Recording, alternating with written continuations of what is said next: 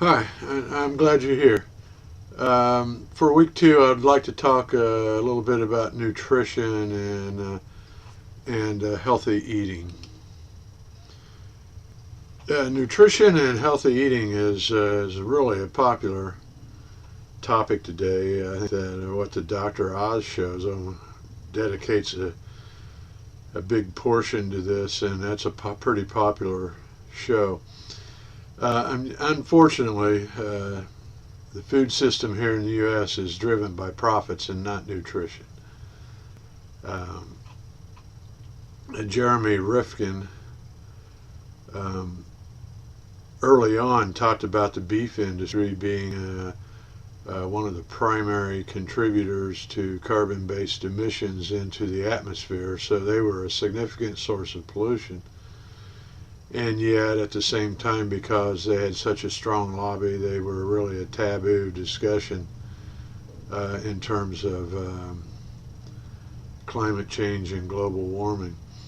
Uh, a lot of people believe that the most affordable food, which tends to be processed food, is also the least nutritional food. So it's not easy to eat healthy. Um, our text on page 205 really gets into trans fat and the problems with that. So what I thought I would focus more on that the text doesn't really address that much is genetically modified foods. And there seems to be a lot more attention today to genetically modified foods and problems with that. For example, I just saw an interview with Wayne Dyer on the internet recently, and even he was talking about how the genetically modified food is made glucose a problem for so many people, and not only that, he even talked about um, the reason why the decrease in population of bees was because of these genetically modified foods. The Natural Health Guide reports is probably as much as 70% of processed foods in the grocery store have been genetically modified.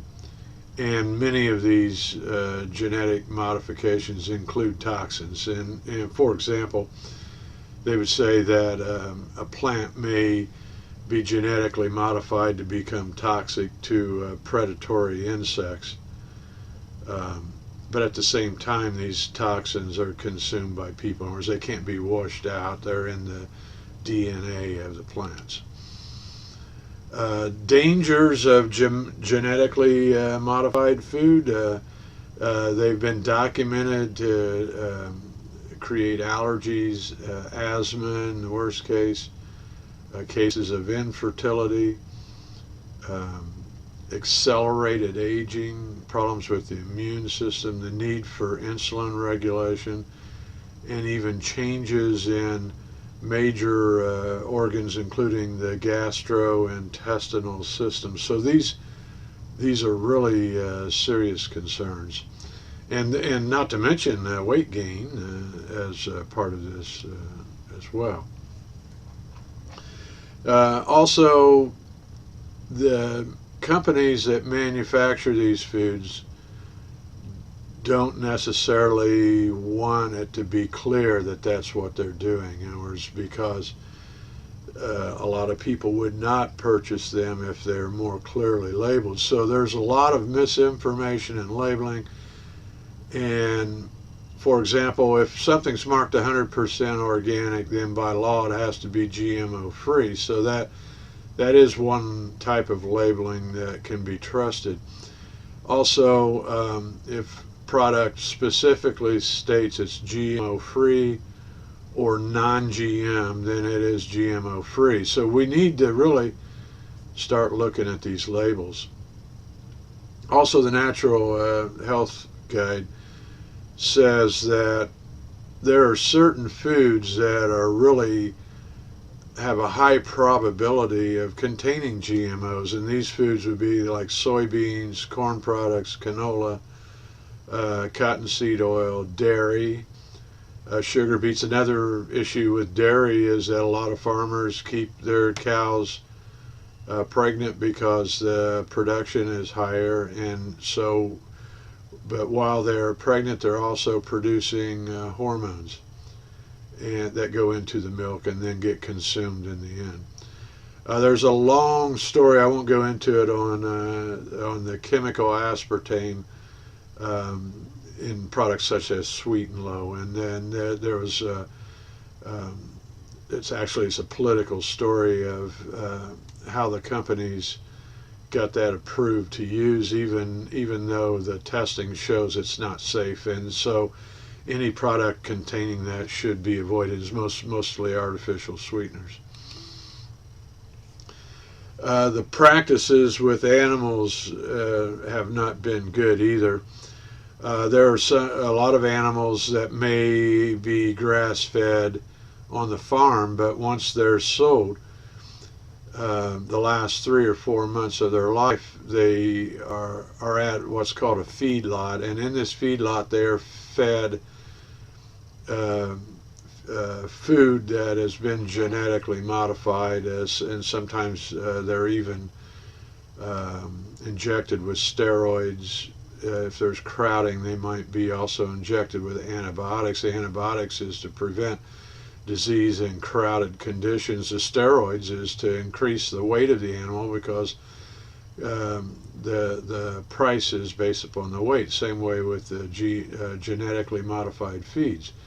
So with the last 3 or 4 months, there's a lot of weight added to the animal through these methods, which makes them unsafe to eat. The same practice takes place with farm-raised fish. The crowding is such that antibiotics are often used, same way with steroids and genetically modified feed. Once again, the system's not designed for nutrition. It's designed to be profitable. So they're using these practices because it maximizes profitability from the industries that are raising the food items. I want to talk for a minute about portion control. And in psychology, we talk about scripting, and I can remember when I was growing up as a child, maybe the same for you, that my parents used to tell me to eat everything on my plate, because somewhere in the world there would be children starving, and that I should be grateful that I had food to eat every meal, and therefore I should eat everything. So this became a psychological script that just becomes part of who we are. So the Americans, next we grow up, become adults, and we feel compelled to eat everything on our plate. And so we go out to eat at a restaurant, and these restaurants establish their reputation on how much food they can serve per serving, which is much more than what any one person needs. And there we sit and eat until we've finished everything on our plate, so that we can feel like I'm a good boy, or I'm a good girl, because you cleaned up everything on your plate. And so it's really an unhealthy script. And we do the same thing at home. We overproduce food at each meal. I mean, even look at holidays. People take great pride at holidays, when they have guests into their home, of being able to offer more food than any one person could possibly eat. And that just seems to be tradition now. There was a movie made where a guy went on a diet exclusive at McDonald's, and resulted in a lot of weight gain and some medical problems, including hypertension, and it got a lot of attention. And so I just wanted to mention that it was just in the news this past week of a high school biology teacher. Now, this guy was overweight, and he wanted to get healthier, so he cut a deal with his students in class, and he was going to eat at McDonald's only, all meals, for a 90-day period. And the catch was his students would design what he would eat each day. In other words, using a McDonald's menu, they would select what he would eat, but they would limit his calorie intake. So it was an experiment on portion control. And when he explained this to McDonald's, what he was doing, McDonald's right away saw that there was an advantage for them as well. And so what they actually did, they provided his 90 days of food free of charge. And what he did after 90 days of eating there, I forget the exact amount, I don't know if I have it here, he lost something like 37 pounds in 90 days. Now he also started exercising, so he was walking, and what you saw was that when he really became mindful of portion control, he was able to lose weight. And I think that is a really good indicator of the problems we have today with portion control. Also, I don't know if I had it in another slide or not here, but Natural Health Guide estimates that the average American today consumes at least 300 more calories per day than the average American did 25 years ago. And if you think about it, the nature of work today is much less physical than it was 25 years ago. So that has complicated things. Deregulation has been a big problem. Howder, in her book Foodopoly, writes about the problems with deregulation, and really deregulated during the Reagan administration, and with the influence of the economist Milton Friedman. And it's continued with every administration since then, both Democrats and Republicans. And what they've been following is this neoliberal economic policy of deregulating everything, and this deregulation has really led to maximization of profits rather than